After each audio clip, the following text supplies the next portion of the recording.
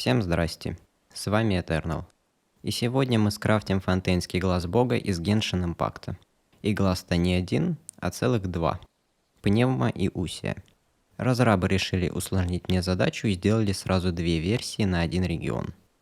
Главное отличие между ними, как для меня, для крафтера, стала их внешность. И раз уж я собрался крафтить фонтейнский глаз бога, могу ли я себе позволить сделать только половину дела? Всего одну версию глаза. Нет, я так не могу. Надо делать оба. Начать крафтить я решил с глаза Усии. Ссылка на шаблон находится в описании к видео.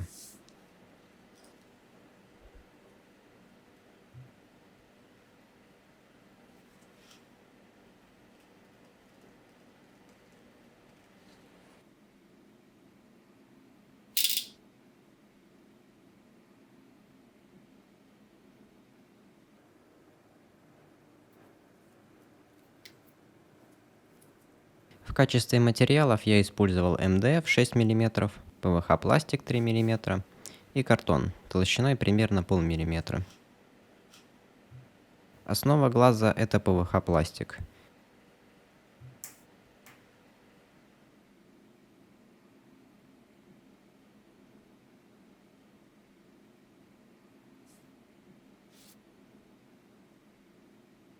С обеих сторон идут такие рамочки из картона.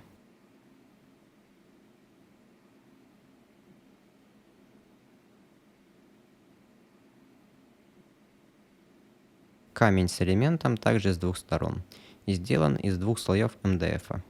То бишь в сумме должно быть 4 кругляша.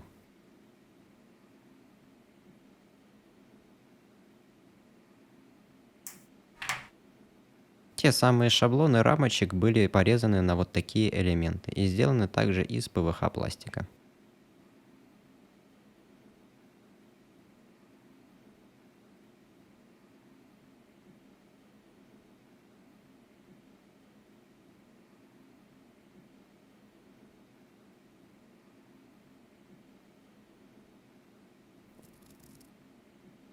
И еще одна деталька.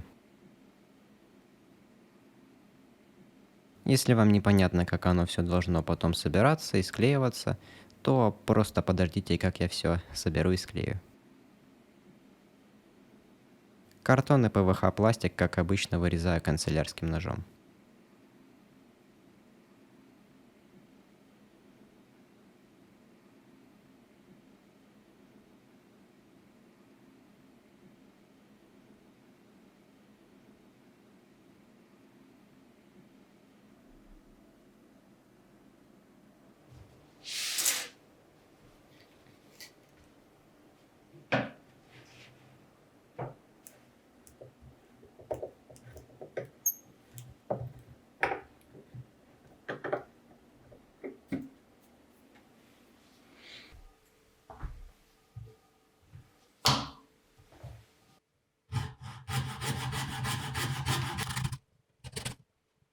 Ручным лобзиком вырезаю МДФ.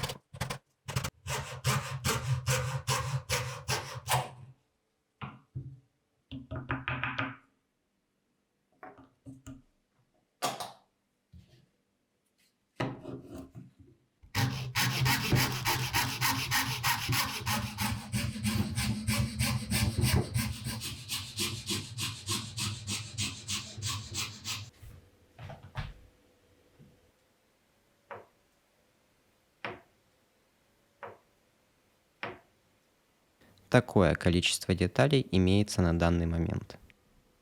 Во всем проекте в качестве клея использовался суперклей.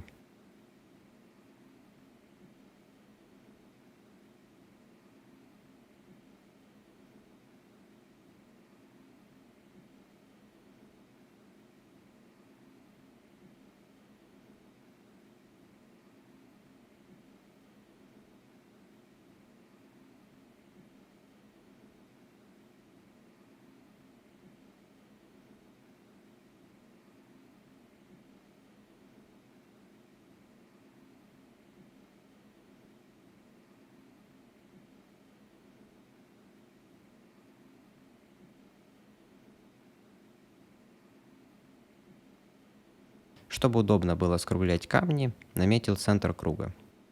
На ПВХ деталях с обратной стороны необходимо сточить некоторые области. Ну и перепады слоев выровнять.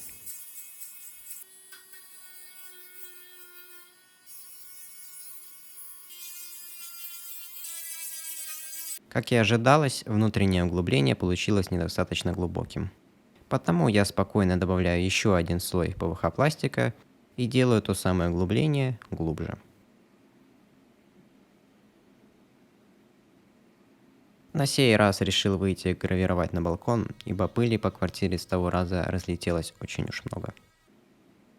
Добавив один дополнительный слой, у меня получилось сделать достаточное углубление, и теперь детали идеально подходят друг к другу.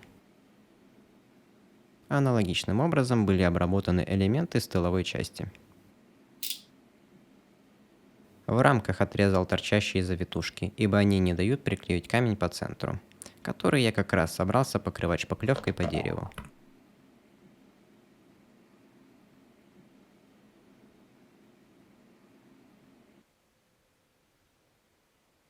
База для склейки глаза бога готова. Шпаклевка сохнет. И это лучший момент, чтобы сделать все то же самое, но со вторым глазом пневмы. Одно движение руки, и мы переносимся к такому же полуготовому результату.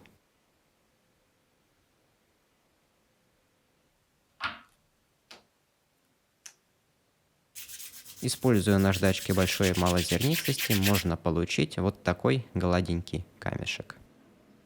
Можно склеить его и рамочки к основе.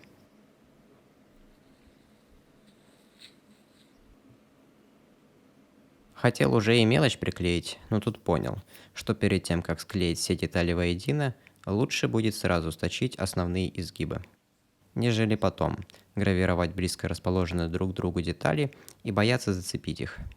Весь этот процесс остался за кадром, на том самом балконе. Снимать прямо на нем не представляется возможности, так как он слишком узкий. Банально камеру негде поставить.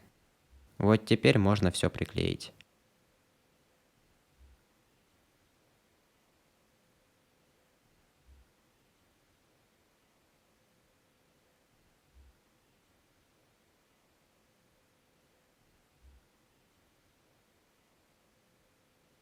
Так на данный момент выглядят наши угловатые необточенные бутерброды.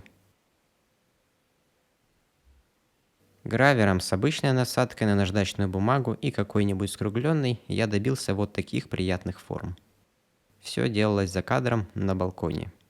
И я, конечно, дополнительно обрабатывал все мелкой наждачкой и шпаклевкой. Только посмотрите на эту форму, на эти изгибы. Красота. У моего глаза пневмы прямо сейчас есть два отверстия, а должно быть всего одно. Потому вырезаю детальку из картона под форму отверстия и вставляю ее на свое место. А чтобы она хорошо держалась, капаем суперклей и посыпаем в стыки немного соды. У глаза пневмы уже с завода есть отверстие, за которое его можно куда-то цеплять. У глаза Усии такого нет, потому петельку сделаю сам из проволоки. Наметил, просверлил углубление, вставил петельку, засыпал щели содой и пролил суперклеем. Все четко, все надежно. И теперь мы имеем полностью готовые к покраске два глаза бога. Первым делом грунтуем макеты в пару слоев. Использовал я аэрозольную грунтовку из автомагазина.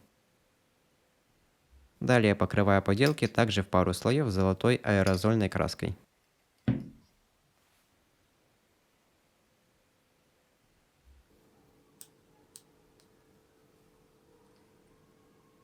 Моя любимая — это прокрашивание всех углов и впадин черной краской.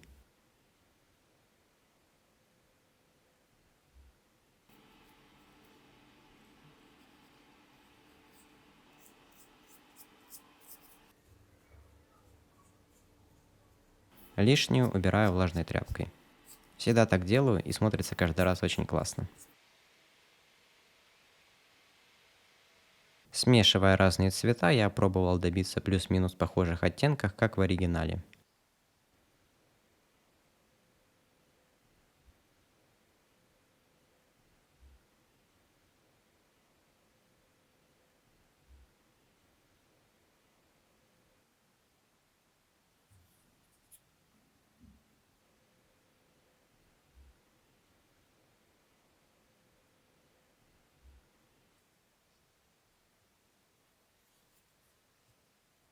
Рисунки элементов перенес карандашом через трафарет.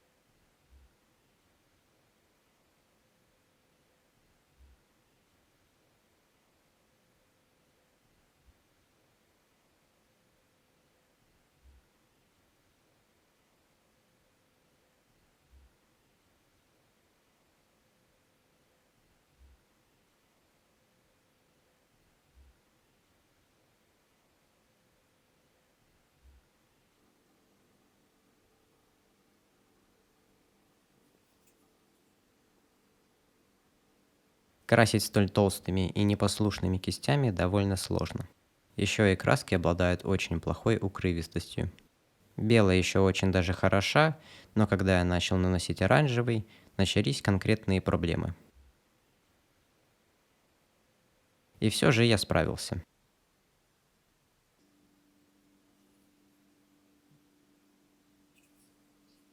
Последним шагом в создании этих двух макетов стало нанесение 4 слоев лака.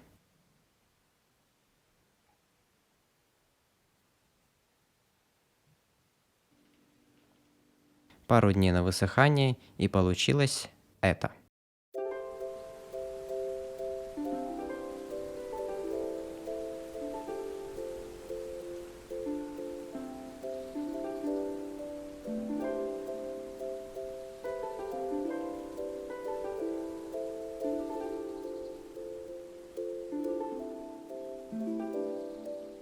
Что ж, результатом я вполне доволен.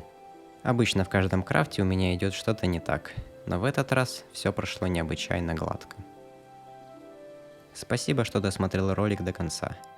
Таких людей, как ты, по правде очень мало. И если он тебе понравился, то я буду очень благодарен за твой лайк, подписку и комментарий. Кроме того, у меня есть личный телеграм-канал. Ссылка в описании. А теперь последние слова. Увидимся и пока.